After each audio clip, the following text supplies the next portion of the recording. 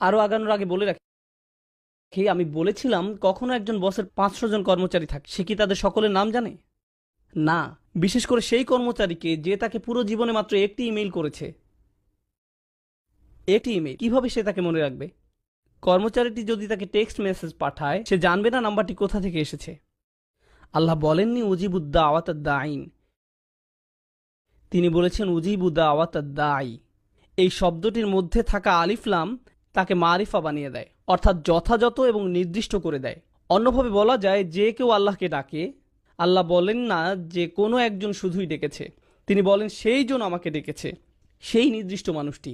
আপনি আল্লাহর কাছে নির্দিষ্ট, তিনি আপনাকে বিশেষভাবে ব্যক্তিগতভাবে চিনেন। কোনো ডাক্তার আপনার নাম মনে রাখতে পারবে না যদি তাকে দিনে 100টা রুগী দেখতে হয়।